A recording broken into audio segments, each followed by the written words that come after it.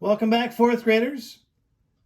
Yesterday we had chapter 8, which was a long and fun-filled chapter with all kinds of twists and turns as the Lemonade War kind of started to head in a different direction. We kind of were feeling like Evan had the upper hand, and suddenly Jessie pulled out a really smart idea that launched her into the lead. So before we get too far along in chapter 9, let's pause for a second and take a look at how this story is starting to take shape. We have this thing called story elements, or more in detail, a story plot or a diagram. So let's go take a look. So if you remember back to our personal narrative writings with Mrs. Husong, we were working on our own stories and creating a story map. We talked about how our story was broken up into different parts. All of our stories had this characters and settings box to start with. And in our story, we described the character and talked about the setting where the story took place. We then moved into a problem. The problem was a conflict or something that came up that the character had to try to solve. And so there was this character that was now in some sort of problem. We broke it up into two parts. Mrs. Husong talked about her problem in two parts before moving on to the end of the story, which was the resolution. So this is kind of a basic story map. And if we look in more detail, this is a story plot diagram, and it has this kind of shape to it that looks kind of like a roller coaster. And that roller coaster shape has the different parts of our story, just like we saw here, but shown in more of a up and down roller coaster shape. So here we start our story down here at the beginning with our characters and setting. You see we have Evan and Jessie there to start off our story. And we describe these two characters and we talk about where they live in their house there, and the air conditioner was broken, if you remember, and Mom was upstairs working in the office, and it kind of just sets the stage. We kind of get a beginning feeling for the story. And then suddenly, wow, some conflict happens. Something hits the story that makes the story take off and start to rise. And that, of course, for our story, the Lemonade War, was the letter. That letter that arrived in the mail was kind of the launching point that set the whole story into motion. And that story now goes up this rising action until we get to the very top of our story, which we haven't quite gotten to yet. So let's take a look at something else that maybe will describe this as well in a little different way. The beginning, the middle, and how the story will come to an end. Basic elements that make up a story. Plot is one of those 5 basic elements. The plot is a term for the main events in the story. The main events happen in a certain order, and so the plot is sometimes also referred to as the storyline.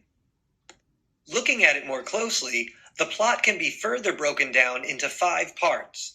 It's helpful to imagine those 5 parts as a roller coaster ride. The first part of the plot is called the exposition. The exposition is simply the beginning of the story. Here, the author introduces the characters and establishes the setting. The next part is the rising action. This is where the conflict of the story is revealed. During the rising action, the main character encounters some sort of problem that creates tension, such as when the wolf blows down the little pig's house. The climax is the next part of the plot. It is the most exciting part of the story and the point where there is a change in the direction of the story and its course of events. In The Three Little Pigs, this would be when the wolf gets frustrated and tries to enter the brick house through the chimney. The next part is the falling action. It occurs right after the climax. The tension from the conflict starts to decrease and the story events wind down or settle toward an end. The falling action in The Three Little Pigs is when the wolf lands in the hot soup pot and gets burned. The last part of the plot is the resolution. Here, the problem of the story is solved and the story ends. In The Three Little Pigs, this is when the wolf runs away and disappears into the forest. Based on that, then, you can see that we have a whole lot of events. Remember, we started to put down the plot. We took down notes here of the main ideas from the beginning of the story. And as we wrote down these main ideas, you see now that those plot statements would start to go up this rising action section of our diagram. So Jesse and Evan are described as the characters in the setting, the conflict with the letter, and Evan finding out that he has to be in class with his little baby sister and how embarrassing to have his sister in class with him. So then he partners with Scott, and that story takes off. And there's all these events that we can start to now line up on this rising action part of our diagram. As we work our way up to the very top, which is the most exciting part of the story, which has not yet happened. I started to transfer then some of the main ideas, some of the plot, onto our diagram. After the letter then, Evan partners with Scott, which caused Jesse to partner with Megan. Then there was the $100 bet finally, which is when the war begins. And then remember how Evan undersold but still made money because those adults were throwing dollar bills at him and saying, keep the change. And then we had that whole section about how Jesse was trying to add value, which was a smart idea, trying to get kids to line up with free snacks and nail painting and face painting. All that really pretty much backfires because of this underselling that Evan was doing. And then we keep going. We're going to add more to this plot diagram until we finally get to what we think is the climax, the most exciting part of the story, which isn't too far away, it feels like. We're getting closer to that top pinnacle peak right there, that part that's called the climax, before we finally have some falling action and end up with a resolution where the story ends. We'll keep adding on to that story plot diagram. But as we move on, let's take a quick look here. Chapter 8, where we finished yesterday. We did a cause and effect. And in that story, the girls had been working and working and had worked these 8 hours, only made the $24 each. Remember that value-added idea we said that kind of backfired? Well, the effect of that was they both decided the extra stuff wasn't worth it. The cause was those girls overworking and doing all these extras that didn't really pay off. So they decided just to stop. They're not going to keep doing all that extra stuff. It's not worth it.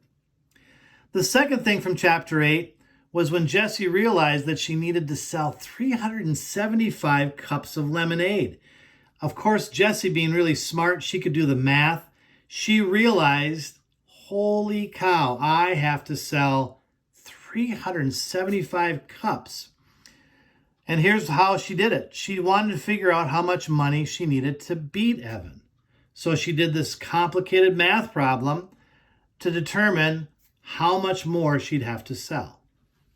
And finally, Evan told Jessie he wasn't going to sell lemonade that day. Remember, he was going to take the day off, which the effect of that was Jessie worried that Evan had already earned the money, that he had already won the war. And that caused her then to kick it into overdrive and come up with a new idea, an even better idea to pull ahead. Your assignment for today then is to read on in the Lemonade War. Read on to chapter 9, which is a short chapter compared to chapter 8, which had all kinds of stuff in it.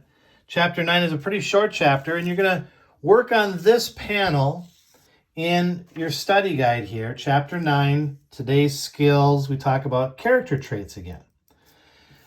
So work on that. It's in Canvas for you as soon as you're finished with the chapter, and we will see you again tomorrow.